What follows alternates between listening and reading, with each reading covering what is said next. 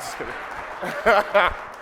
Oh my goodness. All right. Hello, everyone. So my name is Ashley, as it said, and I'm actually really excited because AUTH is a subject that kind of like throws people off, gives people nightmares at times if you're on call, and just causes a lot of frustration. So it actually makes me really warm that we have such an amazing turnout. So my name is Ashley, as mentioned. I'm at Polygraph Girl, but most importantly is I am Haitian. Last month was Haitian Heritage Month, and I was lit all month, but this month is actually Caribbean Heritage Month. So we're keeping the party going. Let's go, let's go. As a Caribbean, I will never sleep on the opportunity to present my flag. And shout out to all the Caribbeans and the folks in the crowd. Let's get into what we're here for. But before I go into any specifics, I want to give you kind of a little bit of a preface into kind of like how I'm going to go about this presentation. One of my favorite books is The Great Mental Models, and it's going to be a huge inspiration about how this presentation is framed. So, let's talk about applications. When we think about applications, we also think about it in 3 tiers. The front end, the back end, and oftentimes the data, but for this presentation, we're just gonna restrict to these 2 approaches. So they come in various different mediums, and for the back ends, we're gonna dive into it. If we start thinking about base principles, about the core actions and responsibilities for the back ends, it boils down to reads and mutations. You're all like, hey, what about updates, creates, and stuff like that? Those are also mutations, if you think about it in the base principle sense of the word. So let's go into the front end. What sorts of responsibilities are front ends essentially in charge of? Well, there's viewing and rendering information and components. There's being responsible for interaction and interacting with particular media aspects of our clients. And then there's navigation to different areas of the applications for different purposes. So let's get into TINGZ now. Now that we have our mental model around our different application mediums. But AUTH is a very overloaded term. So there's tons of documentation and literature out there talking about it. So let's just go a quick little dive into it. So AUTH-N and AUTH-Z. What do these 2 things mean? Well, for authentication, and AUTH-N is authentication, and AUTH-Z, authorization. Pretty much, are you who you say you are? Or do you have the right permissions, or should you be doing this action in the first place? And this talk is gonna dive into AUTH-Z and authorization, because there's amazing content on how to do login systems and implement it across various different languages and platforms. But for AUTH-Z, there's, you kind of sometimes left on your own, but there's a lot of amazing things that might be a little bit too overloaded depending on what you're doing. So with the idea, or well, the inspiration of mental models, let's dive into the different authorization models that occur. And here we have RBAC, role-based access control. Roles are a very great way to communicate the relationship that a user might have within an application. So I have to have a particular role to do something, which is a great start when we're building apps. And we might have a particular sequence of escalations, and so like, well, a reader has less privileges than an editor. Because of course, if you need to edit things, you need to read what it is. And an editor might eventually evolve into an admin. And if you have a backend system, you might have a super admin for your internal and support teams. And then what happens if you have different types of admins, or even in the case of like an Uber, you need to create a specialized type of user like a driver. Well, where does that role quite fit in? And if we've modeled our authorization implementation as an enum, which is very, very rigid, then we might start to do certain interesting things where we introduce a new type of enum and we try to combine these in different ways, which leads to some interesting tech debt later down the line. So what we might eventually do is abstract the capabilities of our applications into a source of actions and cluster these actions or capabilities into groups that we can still communicate to our end users as roles. Then we have the flexibility to mix and match and combine and create even new batches of roles. Imagine if you have an auditor that you need to provide specific read-only privileges across your system so that they can do compliance checks, for example. So if you're thinking this is like attribute-based access control, ding, ding, ding, I actually have a lot of stickers, so please holler at me if you thought about that, and I got some more for you. I am definitely bribing y'all to engage with me. So when I think about, well, that's a little scary right there, ABAC, Slack comes to mind. They have a really awesome site that breaks down the breadth of different roles and claims that can be attached to a user, a bot, and an API key. Ooh, yeah. We don't have a thing here, so no, I don't see any power, so pray with me here. Thank you for bringing that up. So, let me see if I can dismiss that. Oh, great.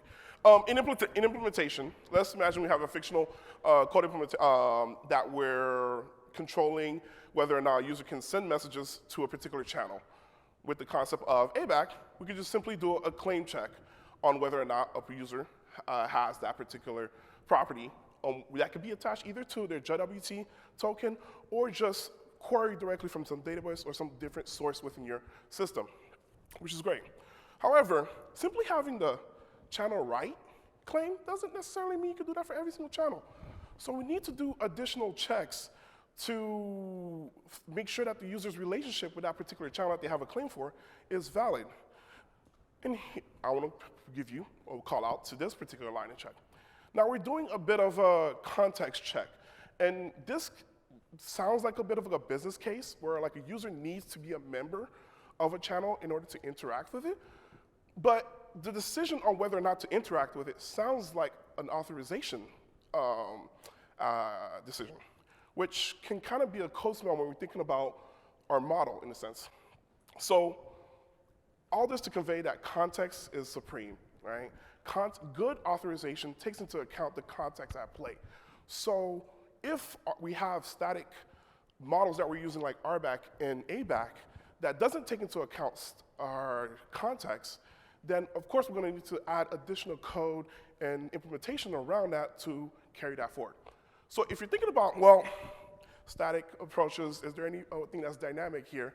Well, I'm here to tell you, yes, there is. And enter PBAC, policy-based access control. These are systems that can be introduced into your infrastructure that centralizes and captures not just the policy decision-making, but also all the rules, which if you've ever had to deal with microservices, dealing with the spread of permissions across and keeping it consistent as an application evolves becomes challenging. So policy-based access control, how can we think about things? A good model for them is a recipe book. Now, I'm not a French guy, but I do speak Français, so that's a bit of a plus there. But we can capture all these rules, describe them, and our product can even get involved with ensuring that these permissions are effectively being carried out. How do we write these rules? These engines have domain-specific languages. They can specify these configurations. And you can provide it necessary inputs, which is the user that's logged in, as well as the resource that you're performing an action against. And it returns you back that policy decision, which greatly simplifies not just your implementation at your domain, because you're no longer having to do these context checks, but even more so, you get auditability, centralization, and testability, which is even greater, because you no longer have to do a myriad level of checks or setups for your test just to ensure that your authorization is being done consistently. So let's get into graph-based access control. This is another form of kind of like the dynamic checks, and this came from the graph database world, where you can intrinsically, due to the infrastructure benefit of a graph database, you can encode these relationships within that data. So you can do these relationship checks as you're querying the data. But not everybody has graph databases. So enter RBAC. And so specifically, I want to give a call out to kind of like Zanzibar model which is kind of becoming key in helping propel this forward, which is the Google's implementation. And there's been a lot of solutions that have taken inspiration off of Google's authorization implementation, which is called Zanzibar, and carried over this principle of let's encode our relationships together at the granular level between each resources. So let's kind of like dive a little bit into that.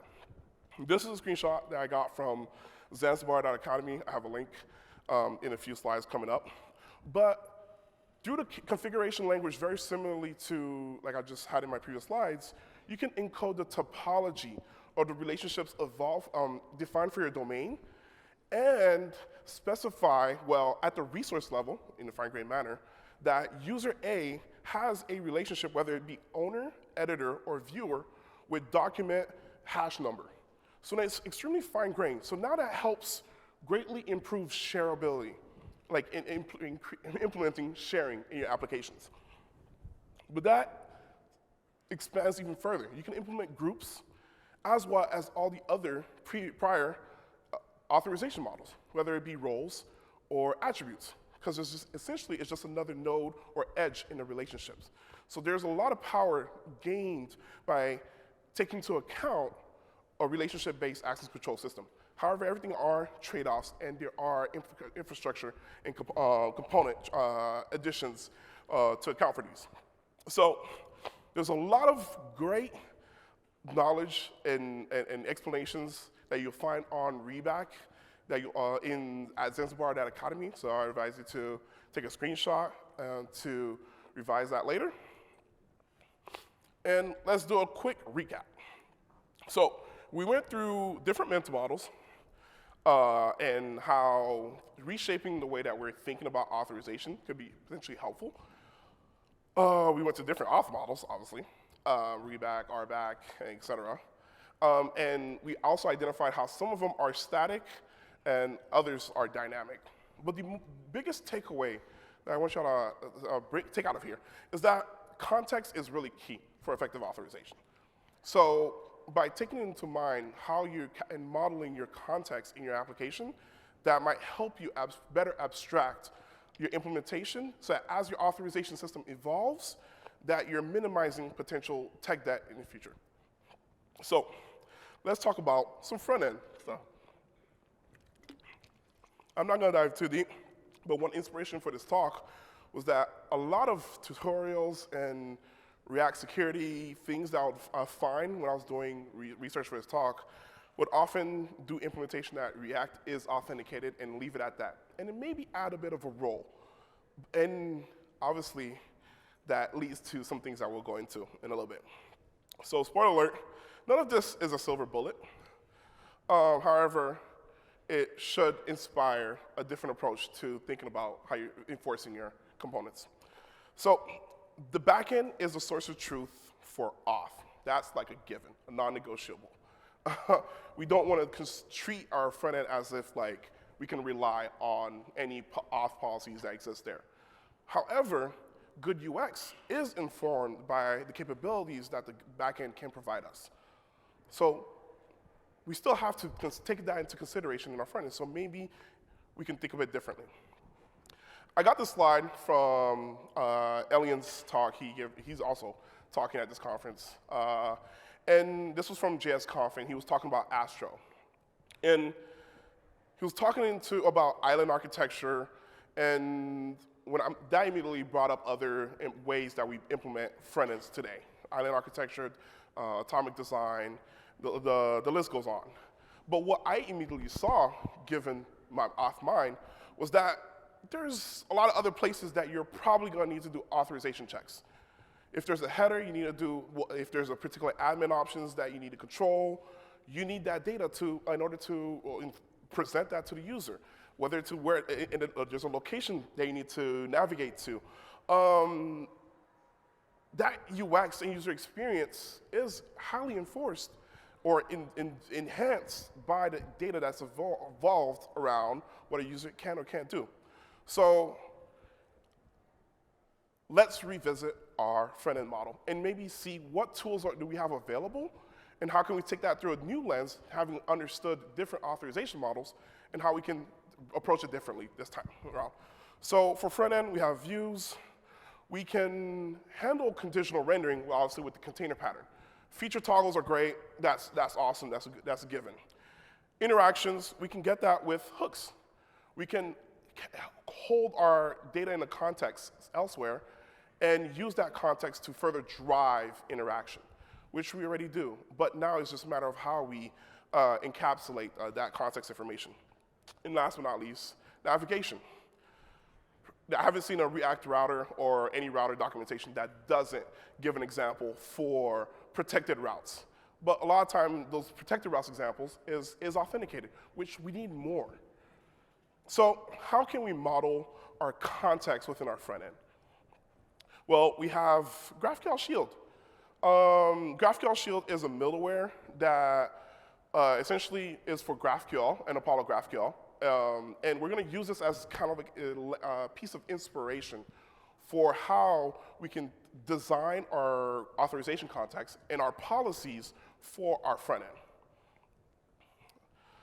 In a sense, GraphQL, if you're not familiar, is a schema-defined backend language. Well, runtime. Apologies for that. Don't cancel me. I work for Apollo. I should know better.